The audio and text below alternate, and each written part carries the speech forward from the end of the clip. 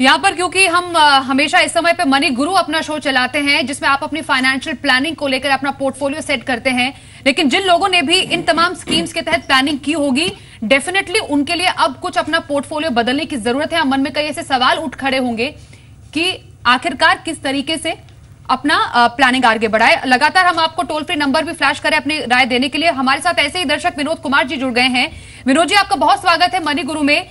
सरकार ने बहुत सारी बचत योजनाओं की ब्याज दरों में जो है वो भारी कटौती की है। क्या किसी भी आपके प्लान में आपने इन्वेस्ट किया होगा या पैसे डाले हैं जिसमें आपको लग रहा है कि अब कैसे आगे बढ़े? कैसा कदम लग रहा है सरकार का आपको?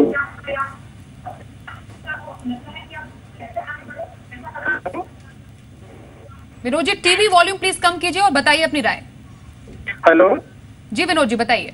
हाँ जी, मेरा एक क्वेश्चन था जी। सरकार आई है, इसने पहले जो है हम लोगों को सपने दिखाए, सुकन्या समृद्धि योजना, पीपीएफ पर और सीनियर सिटीजन, और इससे तो जो है ना एक नॉर्मल मिडिल क्लास के आदमी और कर्मचारी मारे जा रहे हैं।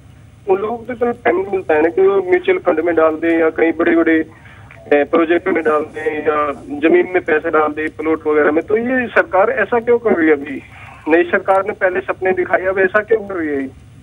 तो सरकार पहले सपने दिखाती है, और खासतौर पर क्योंकि आपने यहाँ पर सीनियर सिटीजन स्कीम की बात की, उसमें भी जो ब्याज दर है वो घटा दी गई है। टैक्स एक्सपर्ट भी हमारे साथ लगातार मौजूद हैं। सर, आपसे ये जानना चाहेंगे क्योंकि सीनियर सिटीजन स्कीम पर भी यहाँ पर टीपी ओसवाल जी, आपका बहुत स्वागत है। सीनियर सिटीजन स्कीम पर भी ब्याज दर घटा दी गई है। आपको लगता नहीं है बहुत ज्यादा कड़ा कदम है उनके लिए? देखिए, ये तो बहुत ही ज्यादा कड़ा कदम है उनके लिए। पहली बात तो ये प्रॉब्लम है कि अपनी 2 टाइम की रोजी रोटी कहाँ से कमाए। वो लोगों का प्लानिंग होता है कि इतना पैसा मिलेगा, उसके हिसाब से हम देंगे। इस तरह से इतना मेडिकल के लिए रिजर्व करता है, रिजर्व करके रखता है। बाकी कुछ छोटे मोटे उनके कुछ काम होते हैं। अभी उनके ऊपर इतना बड़ा ये जुर्म पड़ने वाला है कि वो आदमी अपना 2 टाइम का अफेयर्स भी कैसे चला पाएगा। जिसकी जो मिडिल क्लास है, जो टैक्स पेयर जो एकदम पुअर क्लास में है, वो आदमी 2 टाइम का गुजारा भी कहाँ से निकालेगा। ये इंटरेस्ट का रिडक्शन होने से काफी इम्पैक्ट पड़ने वाला है। लेकिन गवर्नमेंट भी इसमें गवर्नमेंट के लिए भी काफी डिफिकल्टीज है, क्योंकि गवर्नमेंट चाहती है इंटरेस्ट पूरे ही सेक्टर में कम हो, जिसका बोरोइंग और लेंडिंग दोनों का रेट कम हो।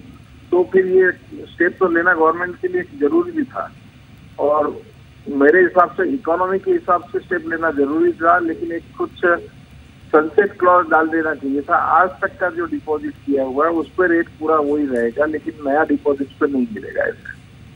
जी सर, क्योंकि अभी दर्शक ने भी हमें फोन किया था कि जैसे कुछ सुकन्या समृद्धि जैसी योजनाएं हैं, अभी सीनियर सिटीजन स्कीम पर भी हमने बात की, पीपीएफ और ब्याज दर में को घटा दिया गया है, किसान विकास पत्र का ब्याज दर घटा दिया गया है। इसको लेकर सरकार क्या इंडिकेट करना चाह रही है? लोगों पर तो भारी बोझ पड़ेगा ही। सरकार का इरादा सिंपल है कि इस देश में इन्फ्लेशन घटे। लोगों के डिपॉजिट्स यदि रेट कट कर दिए हैं तो उनकी डे टू डे खर्चा भी इन्फ्लेशन घटने से कम हो सकता है। लेकिन वो कब होगा ये सवाल उठता है। उसका जिस समय इम्पैक्ट आएगा तो शायद लोगों को बेनिफिट होगा, लेकिन आज की तारीख में मुझे ऐसा कुछ लग नहीं रहा है। लेकिन इंटरेस्ट रेट घटाना गवर्नमेंट की मजबूरी है मेरे हिसाब से, और वो मजबूरी के कारण उन्होंने ये रेट घटाए हैं। और लेकिन इसका इम्पैक्ट जरूर काफी सेक्टर को पड़ेगा और काफी जबरदस्त पड़ने वाला है। जी, दीपक हमारे सहयोगी हमारे साथ है। दीपक, आपने हम तक ये खबर पहुंचाई, ब्रेकिंग न्यूज सबसे पहले हमारे दर्शकों तक पहुंचाई। आप टीपी ओसवाल से कोई सवाल पूछना चाहेंगे क्योंकि काफी डिटेल में आपके पास इस सब की इन्फॉर्मेशन है? ओसवाल साहब, ये बताइए कि अगर डेट फंड की तरफ जाते हैं जो पीपीएफ और छोटी बचत वाले लोग, तो जो इंडियन कॉरपोरेट के लिए या इंडियन इकोनॉमी के लिए लोन की अवेलेबिलिटी कितनी बढ़ सकती है, या फाइनेंस फंड की अवेलेबिलिटी कितनी बढ़ सकती है? नहीं, फंड की अवेलेबिलिटी तो जब जैसे डिपॉजिट बैंक में आता है और बैंक से डिपॉजिट बढ़ता है तो परचेसिंग पावर पैरिटी थियरी के हिसाब से वही फंड कॉर्पोरेट को अवेलेबल होता है। यदि बैंकों का रेट ऑफ इंटरेस्ट लोगों को देने में कम होगा और इंस्टीट्यूशन का कम होगा तो पैसा तो गवर्नमेंट के पास जाता है। तो गवर्नमेंट के पास जाता है, तो गवर्नमेंट का अपना एक्सपेंडिचर कम हो रहा है। लेकिन मेरे हिसाब से ये पूरी व्यवस्था चलती है, पूरे फाइनेंशियल सेक्टर की चलती है और हमारे हिसाब से इंटरेस्ट रेट कम होने की इंडिकेशन है। हो सकता है फर्स्ट वीक ऑफ अप्रैल में रिजर्व बैंक ऑफ इंडिया की इंटरेस्ट रेट घटाएगी और उसका फायदा फॉलो करती है। जी ओसवाल साहब, एक सवाल और, क्या इससे जो डिसबर्स जो इनकम है, आम लोगों के हाथ में जो पैसा होता है उस पर भी असर पड़ेगा? क्या ज़्यादा अवेलेबल होगी लिक्विडिटी मार्केट में, आम लोगों के हाथ में परचेजिंग पावर बढ़ेगी इस डिसीजन से?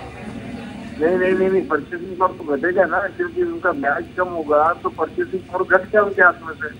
लेकिन उतने ही पैसे में यदि उनका खर्चा गुजारी हो सकती है इन्फ्लेशन के कारण तो कोई दिक्कत नहीं आएगी। लेकिन